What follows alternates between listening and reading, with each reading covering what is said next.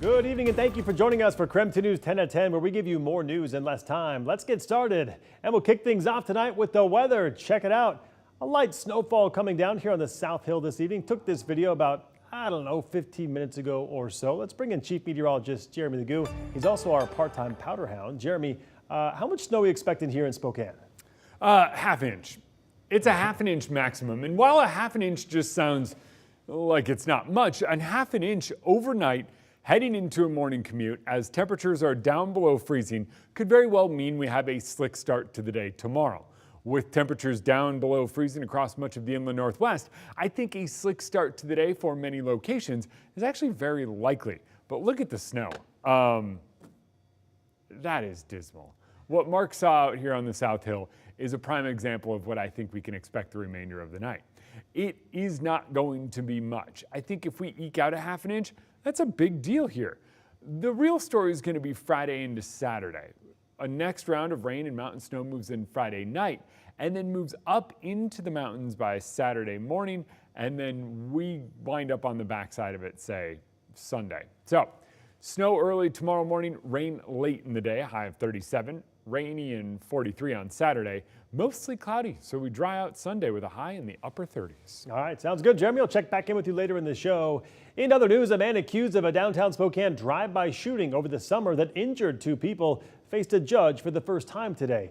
Moses Adediji faced a judge for attempted murder and assault charges more than 5 months after police say he shot 2 people. Police say the shooting happened after a fight outside the Globe Bar on Division and Main back on July 7th. His attorney asked bond be set at $40,000, saying his client has almost no criminal history. Your Honor, I understand the nature of these allegations, but when you look at his criminal record, you look at the things he's trying to do for himself, I just think $1 million is essentially tantamount to holding him without bond.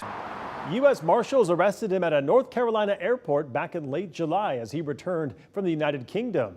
Adediji's bond remains at $1 million. He is due back in court on Christmas Eve. Prosecutors are seeking the death penalty yet again in Nez Perce County in the death of an 83-year-old man, this time against Nicholas Umfenauer. This arraignment comes after Umfenauer was sentenced to life in prison for his involvement with helping inmate Skylar Mead escape from a Boise hospital earlier this year. Now Umfenauer is potentially facing the death penalty after being accused of killing James Mowney near Leland the day of that escape. That is an offense which carries with it a maximum penalty of up to death or imprisonment in life, for life in prison. Do you understand that? Yes, ma'am. During the arraignment today, Umfenauer decided to remain silent when asked about entering a plea, and so as a result, the judge entered a not guilty plea on his behalf. He also waived his right to a speedy trial. He is scheduled back in court coming up on March 27th. That's his next scheduled trial date. And new tonight, Spokane Salvation Army facing a severe food shortage this holiday season. KREM 2's Connor McAvoy reports on the shortages and how the supply isn't quite meeting the demand. Right now, staff and volunteers with Spokane Salvation Army are concerned about their food pantry as they're seeing a higher need compared to previous years.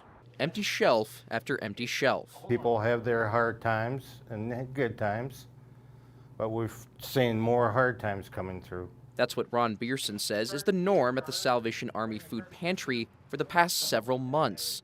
Nearly 200 people showed up to the pantry Thursday, some leaving disappointed. It's not every day we can get meat or potatoes or fruit. Staff say they served 3,600 households in November alone, a 1,000 household increase according to the Salvation Army. A few months ago, the pantry had 117,000 pounds of food for people in need. As of December, they only have 75,000. And Bierson says this time of year causes a surge in demand. Trying to get by for the Christmas holidays and everything like that. It's just,